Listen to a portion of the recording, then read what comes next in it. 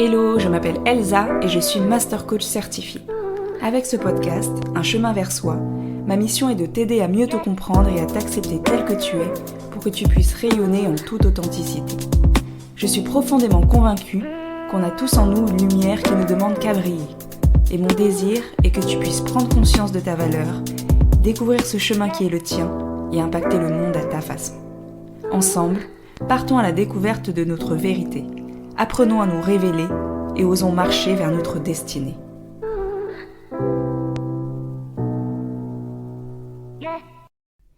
Bienvenue sur le podcast Un chemin vers soi. Je suis ravie de t'accueillir pour ce nouvel épisode sur la puissance des croyances. Que tu penses que tu es capable de faire quelque chose ou non, dans les deux cas, tu as raison.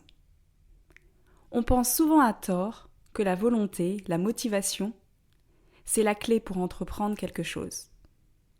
Or, en réalité, ce n'est pas vraiment le cas. La motivation, bien sûr, va t'aider à impulser une dynamique, à démarrer un projet, mais ce qui te fait tenir dans la durée, ce n'est pas la motivation. En réalité, ce sont tes pensées. Ce que tu te dis à propos de ton projet et de ta capacité à le mener à bien. Je fais une parenthèse, mais si cette idée est nouvelle pour toi, je t'invite à écouter l'épisode 7 du podcast qui s'appelle « Le secret du développement personnel » et dans lequel j'aborde ce concept. Je referme la parenthèse. Je suis persuadée que tu t'es déjà lancé dans quelque chose pleine d'entrain, boostée à bloc. Peut-être en début d'année, pendant la période des bonnes résolutions, ou alors après avoir été inspiré par quelqu'un qui, par exemple, avait une routine sportive chaque matin. Tu t'es dit que ce serait vachement bien de faire comme lui. Au niveau énergie, ce serait vraiment top. Et ça t'aiderait à t'affiner. Et puis, de toute façon, la vie appartient à ceux qui se lèvent tôt, non ? Alors, tu as commencé à te lever plus tôt, à aller courir de bon matin. Tu as puisé dans cette motivation pour avancer, pour mettre en place les premières briques. Tu as tenu une semaine, allez, disons 2, et puis plus rien. Tout est redescendu, comme un soufflet. Retour à la caisse départ. Ou non, pire en fait. Parce qu'après cette expérience, tu t'es très probablement dit que tu étais nul, que tu n'arrivais à rien, que tu n'avais pas de motivation. Et tu t'es demandé pourquoi tu n'arrives jamais à atteindre tes objectifs. Est-ce que tu te reconnais dans cet exemple ? Je pense qu'on a toutes déjà vécu ce genre de moment, à un moment donné ou à un autre. En tout cas, moi je l'ai vécu. J'ai vécu la montée en puissance, l'adrénaline de la nouvelle habitude, et puis la descente, la désillusion et la perte de confiance qui en découle. Alors pourquoi ?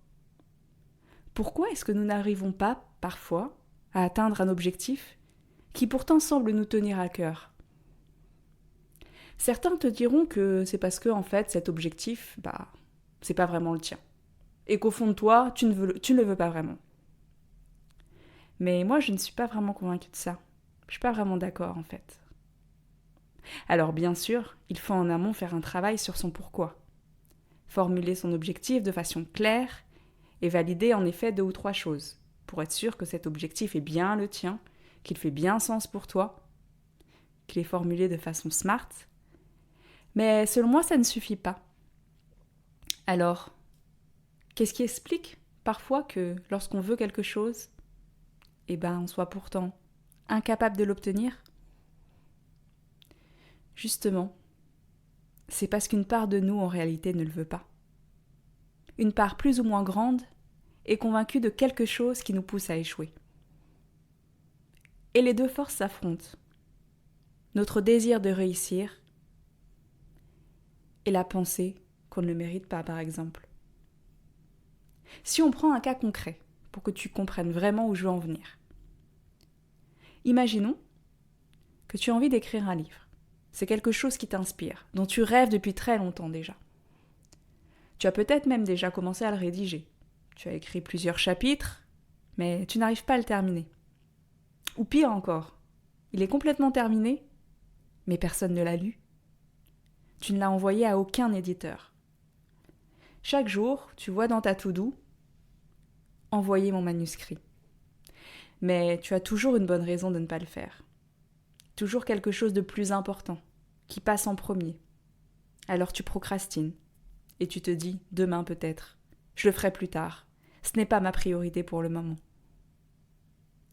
Dans une telle situation, ce qui peut se passer, c'est que bien que tu aies fait le plus gros du chemin, que tu n'aies plus par exemple qu'à envoyer ton manuscrit, en fait tu es comme paralysé, parce que tu as des pensées qui te freinent. Des pensées qui te disent que ton livre n'a aucune valeur, que personne ne le publiera jamais. Et puis, de toute façon, qui es-tu pour écrire ce livre ? Ces pensées vont rentrer directement en conflit avec la part de toi qui te dit que tu es faite pour ça, que tu es faite pour écrire, que ton travail mérite d'être connu.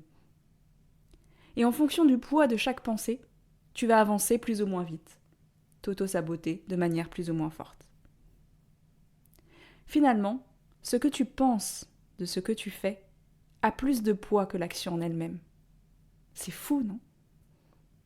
Donc si tu n'arrives pas à atteindre ton objectif aujourd'hui, c'est probablement qu'en fait, tu as une pensée négative qui te freine.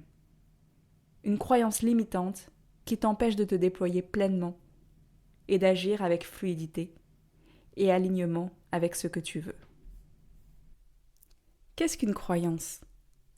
C'est quelque chose que tu considères comme vrai, sans pour autant l'avoir véritablement démontré. Quelque chose auquel tu crois, parfois de manière totalement inconsciente, et qui va driver tes actions et ta façon de voir le monde. Il y a un phénomène qui se produit avec nos croyances, c'est que notre esprit, il va faire en sorte de les valider en trouvant tout un tas de preuves. Il va donc se concentrer sur tous les aspects, toutes les expériences qui confirment sa croyance de base et mettre de côté, éluder tout ce qui va dans l'autre sens. Ça s'appelle le biais de confirmation. Alors on a tous et toutes des croyances. Nous sommes des êtres de croyances. Et on ne pourrait vivre sans ça.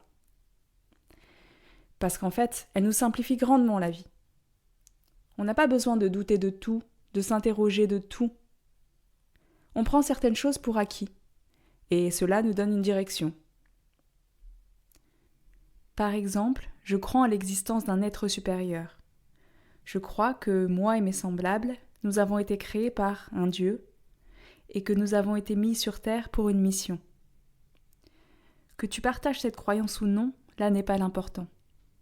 Mais le fait que j'ai cette croyance m'empêche de me poser certaines questions, m'empêche de me demander comment je suis venue au monde. Pourquoi ? Est-ce le fruit du hasard ? Est-ce que ça a un sens ? Est-ce que j'ai quelque chose à faire finalement, une mission ? Le fait d'avoir cette croyance clôture le débat finalement. J'ai les réponses qui me permettent d'avancer et m'empêchent de me torturer l'esprit.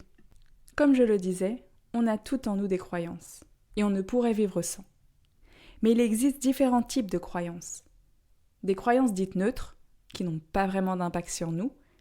Par exemple, le ciel est bleu, il va faire beau. Il y a aussi des croyances dites aidantes, du type « je suis d'une battante », je réussis toujours à surmonter les obstacles. Et enfin, il y a les croyances limitantes. Je ne sais pas danser. Je ne sais pas écrire sans faute. Je suis incapable de chanter. De manière générale, chaque être humain a des croyances limitantes. Mais en fonction de ce qu'on veut construire, pour nous-mêmes, pour notre vie, elles ont un impact ou non. Ce qui va t'aider à atteindre tes objectifs, c'est de déterminer quelles sont tes croyances. Quelles sont celles qui sont ressources pour toi, mais aussi celles qui te limitent, qui pourraient bloquer ton avancée. Attention, petit disclaimer. Sois indulgente avec tes croyances limitantes. Car même si on emploie ce terme limitante qui peut être très péjoratif, même si aujourd'hui ces croyances te gênent, te freinent, ça n'a pas forcément toujours été le cas. Ces croyances qui aujourd'hui te limitent, elles t'ont peut-être protégé par le passé. Alors garde bien ça en tête. Ceci étant dit, comment fait-on pour travailler sur ces croyances limitantes ? Comment fait-on pour transformer ces croyances qui nous freinent, qui nous empêchent d'avancer, en des croyances plutôt aidantes ? Alors le premier point, c'est de le reconnaître tout simplement. de mettre le doigt dessus, d'en prendre conscience de ces croyances qui nous bloquent, qui nous freinent et qui nous empêchent d'atteindre nos objectifs, d'arriver là où on veut arriver. Une fois que tu as déterminé cela, que tu as mis le doigt dessus, que tu as pris conscience de ce qui te limite, demande-toi pourquoi, d'où ça vient. Est-ce que ces croyances sont vraiment les tiennes ? Est-ce qu'elles t'ont été transmises peut-être par ta famille, tes amis, ton entourage ? Et essaye de les remettre en cause. Est-ce qu'elles sont véritablement vraies ? Sur quoi tu te bases pour les affirmer ? Est-ce que c'est des choses que tu as vécues, que d'autres personnes ont vécues ? L'idée, c'est de semer le doute, petit à petit, de défriter cette croyance. Alors il faut savoir qu'une croyance, elle ne disparaît jamais vraiment. On la ramollit, tout simplement. On ne peut pas croire quelque chose et puis croire totalement le contraire. L'idée, c'est de ramollir la croyance qui te gêne, qui t'empêche d'avancer, et de faire grandir une autre croyance aidante qui va pouvoir prendre le relais. Et dans ce match entre tes deux croyances, tes deux pensées dont on parlait au début, ta pensée positive va pouvoir triompher et te propulser vers la réussite, vers le succès que tu attends tant. Avant de terminer cet épisode, une fois n'est pas coutume, j'avais envie de te proposer un petit résumé de ce qu'on a vu jusqu'ici. Pour atteindre tes objectifs, la motivation, c'est le point de départ.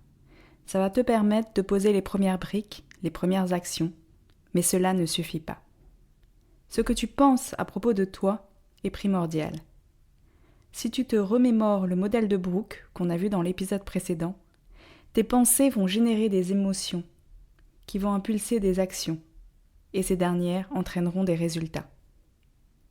Si tu veux te donner toutes les chances de succès, il faut que tu arrives en quelque sorte à contrôler tes pensées, à les choisir, à avoir des pensées qui soient positives, qui te portent. Si tu sens que tu stagnes sur un projet, il est temps d'écouter ce que tu te dis à propos de toi, à propos de la situation, et de mettre le doigt sur ces fameuses croyances limitantes. Ce que tu penses de ce que tu fais a plus de poids que l'action en elle-même. Tu es toujours là ? Super. Merci d'avoir suivi l'épisode jusqu'au bout. J'espère qu'il t'a plu et que tu as pu en retirer quelque chose de positif pour avancer dans tes projets et vers plus de connaissance de toi. Si cet épisode a été utile pour toi, ou si de manière générale le podcast te plaît, je t'invite à le partager autour de toi. Et si ta plateforme d'écoute te le permet, à me laisser 5 étoiles. Ça m'aiderait beaucoup à me faire connaître davantage. En principe, il est possible de noter le podcast sur Apple Podcasts et également sur Spotify. Et pour les commentaires, à date, il y a uniquement Apple qui les autorise pour le moment. Mais si tu vas directement sur mon site internet et sur la page de l'épisode, tu seras en mesure de me laisser un commentaire. En tout cas, merci beaucoup pour ton soutien et à très vite.